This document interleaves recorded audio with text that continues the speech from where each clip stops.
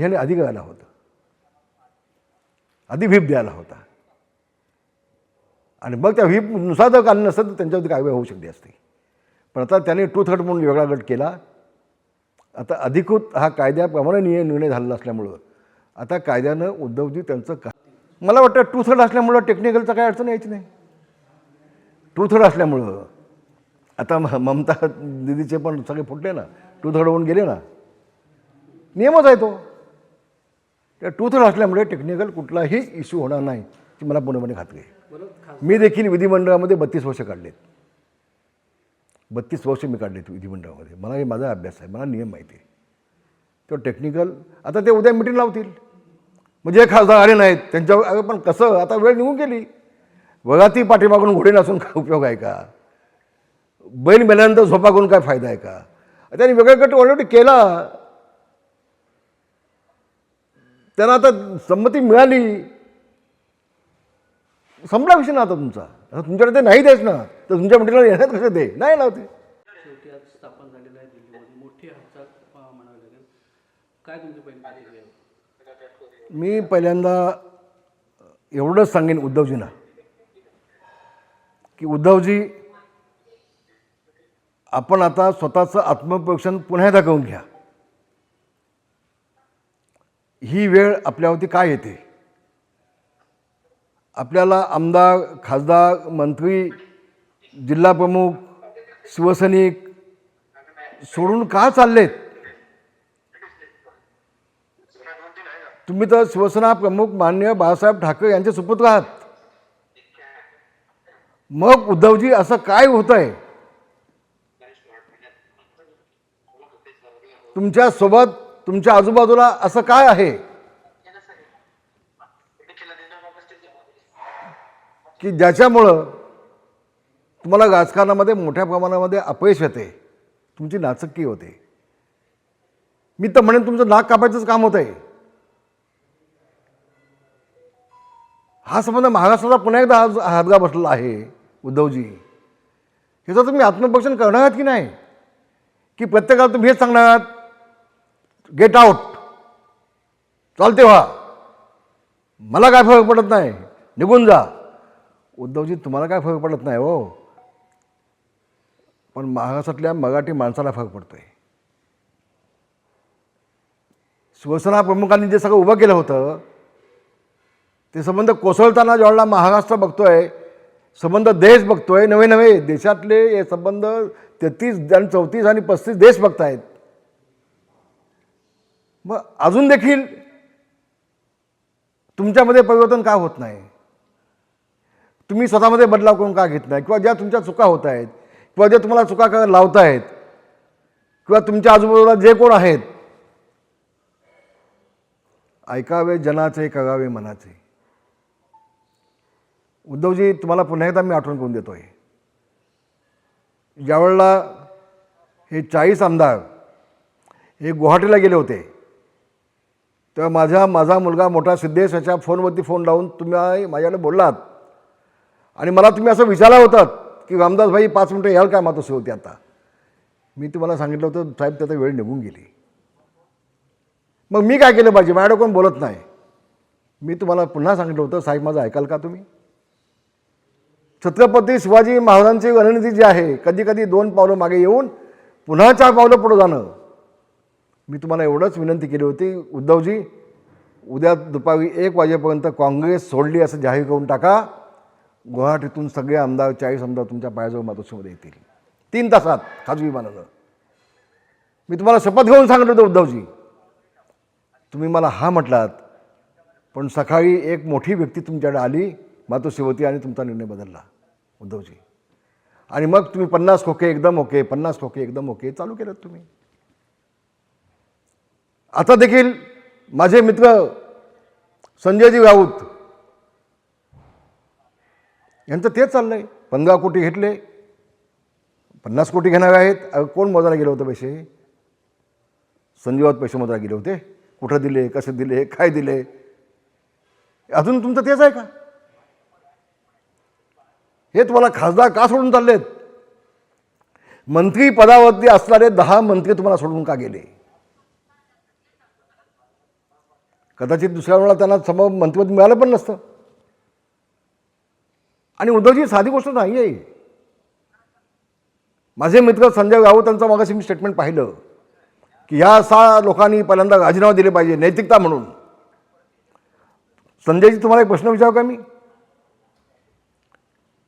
या 40 आमदारांच्या मताने तुम्ही खासदार झाला होतात राज्यसभेवरती, या 40 आमदारांच्या मतावरती. मग हे ज्यावेळेला 40 आमदार सोडून गेले, तुम्ही त्यांना गद्दार म्हटलात, मग त्या गद्दारांची मतं तुम्हाला कशी चालली? मग नैतिकता म्हणून तुम्ही का राजीनामा दिला नाहीत राज्यसभेचा खासदाराचा? जे दुसऱ्या सांगे ब्रह्मज्ञान आणि स्वतः गोडं भाषण, हे तर थांबलं पाहिजे. संजय राऊत हे आता थांबलं पाहिजे. आणि तुम्ही आता कुठं कुठं ठिकाण लावणार आहात? एवढं फाटलंय ना, एवढं फाटलंय सगळं, तुम्ही आता ठिकाण कुठं लावणार आहात? कोण थांबणार नाही? उद्धवजी, आमच्या वहिनी आणि आदित्य हे तिघेच राहणार आहेत. तिघेच.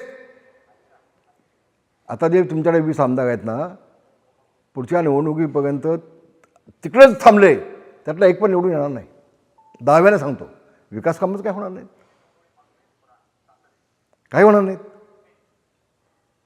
आणि उद्धवजी स्वतः पुढाकार घेऊन आपल्या आमदारांना निधी मिळावा, आपल्या आमदारांचे मतदारसंघ स्ट्रॉंग व्हावेत, आपल्या आमदारांच्या मतदारसंघामध्ये जनउपयोगी कामं व्हावीत, असा प्रयत्न उद्धवजींकडनं कधीच नसतो. ती फक्त ठाकरी भाषा वापरायची, बाळासाहेबांची, फक्त नक्कल करायची. याच्यापेक्षा उद्धवजींकडे काहीच नाही आहे.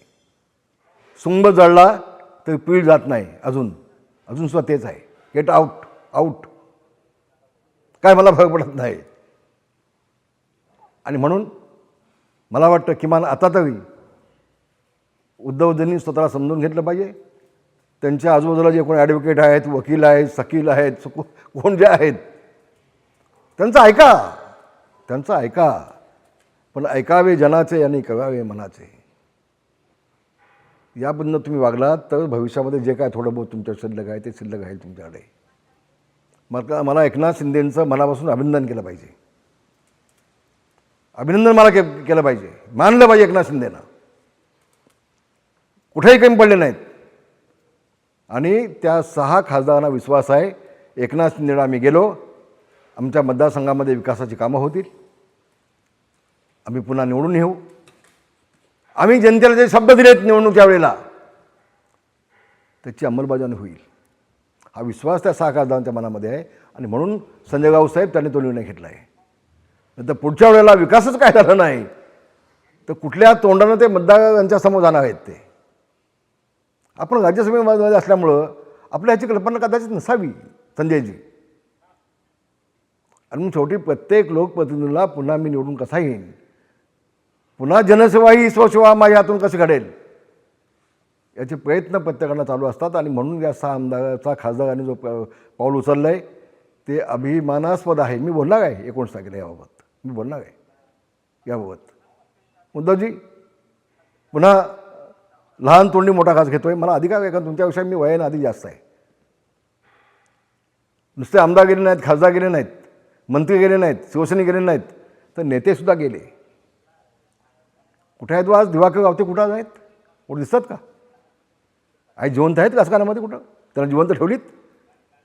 त्यांना मंत्रिपद दिलं? त्यांची आमदारकी ठेवलीत? नाही ना, नाही ना. पक्ष असा वाटत नसतो. नेत्यांना संपून टाकायचं, कुणाला मोठं होऊ द्यायचं नाही, मावळ्याला सरदार होऊ द्यायचं नाही. आणि सरदारच झाला नाही तो कार्यकर्ता वाढलाच नाही. तुम्हाला काय एवढी भीती वाटते? तर पक्ष कुठला वाढणार आहे? तुम्हाला एवढी मोठी काय भीती वाटते? मग दिवाकर गावते असू देत, रामदास कदम असू देत, गजानन कीर्तिकर असू देत, आमचे लीलाधर ढाकेसाहेब असू देत, आमचे खासदार अमरावतीचे खासदार आमचे अडसूळ असू देत, हे सगळे तुम्हाला का सोडून गेले? कुठे आहेत सगळे आता? उद्धवजी, तुम्ही आपण याचं आत्मपोषण केलं पाहिजे, आत्मपोषण केलं पाहिजे. कुणाला मोठं होऊ द्यायचं नाही. ज्याला भाषणामध्ये टाळ्या मिळतात त्याला लगेच बाजूला करून टाकायचं. मग तो गुलाब पाटील असू देत किंवा रामदास कदम असू देत. साहेब, समझने वालों को हिसाब काफी होता है. मला आज काय त्याविषयी बोलायचं नाही, योग्य वेळेला बोलेन मी. भाई सकाळी भास्करराव जाधव उद्धव ठाकरेंना धीर देताना असं म्हणाले की डरो मत ये दिन भी कट जाएंगे. हाँ कट जाएंगे ना. दिन तो कटे है, उनकी फटी आहे. जिल्हा परिषद निवडणुकीला तुम्ही बघितलं काय झालं ते भास्कर गावांचं. कट गए ना सब. एक मुलगा निवडून आला, बाकी सब कट गए. ते काय खोटं बोलले नाहीत. ये भी दिन कट जाएंगे. भास्करजी तुम्ही ते घाल का आधी विद्यार्थ्यांसोबत ते सांगा शपथ घेऊन. फक्त आभास निर्माण करण्याचं काम काही लोक करत आहेत. ठीक आहे, त्यांना शुभेच्छा. भास्करजींना पण शुभेच्छा. धन्यवाद. संजय जय राऊत महाराष्ट्र. म्हणलेत की आपण सगळ्यांनी सामूहिक राजीनामे दिले पाहिजेत. लवकर द्या, उशीर होऊ नका. कोणी दिले पाहिजेत? खासदारांनी. मग संजय राऊतांनी राजीनामा का दिला नाही? मीच तर मग अशी म्हटलं ना ते. मग ज्या 40 आमदारांच्या मतानं तुम्ही निवडून आला, ते 40 आमदार ज्या वेळेला शिंदेसाहेबांकडे आले, मग त्यांना तुम्ही गद्दार म्हटलात, मग त्या गद्दारांची मतं तुम्हाला कशी चालली? हाच तर माझा प्रश्न आहे ना. मग नैतिकता म्हणून तुम्ही राजीनामा का दिला नाहीत? हे तुम्हाला लागू होत नाही, बाकीच्यांना लागू होतं का? असं नाही होत. असं नाही होत. आणि म्हणून अतिशय मोठा निर्णय आहे. 6 खासदार गेलेले आहेत. मला वाटतं या देशाचे पंतप्रधान मोदीजी देखील एकनाथ शिंदेची पाठ थोपटतील याबाबत माझ्या मनात कुठेही शंका नाही. आणि संबंध देशाला दाखवून दिले एकनाथ शिंदेनी की मी किती कॅपेबल आहे. आम्हाला अभिमान आहे उद्धवजी, आम्हाला एकनाथ शिंदेचा अभिमान आहे. आणि अशा माणसाला तुम्ही लांब केलं, रामदासांना तुम्ही लांब केलं. ही सगळी माणसं तुमच्या प्रेमाखातर तुमच्यासाठी जीव द्यायला निघाली माणसं, पण यांचाच राजकीय जीव घ्यायला तुम्ही निघाला. त्याला काय करायचं मला सांगा. आता पाण्यात कोण बुडत असेल तर प्रत्येकजण हातपाय हलवून आपण जिवंत कसं घावतो प्रयत्न करतोच ना. तो आम्ही केला, नाहीला जाणं तो आम्ही केला ना. आणि त्याच सगळ्या जगाला पटतंय, सगळ्या जगाला दिसतंय की कुणामुळं झालं, का झालं, त्याला जबाबदार कोण. त्याच पाणी का पाणी दूध का दूध हो गए. जय महाराष्ट्र. धन्यवाद.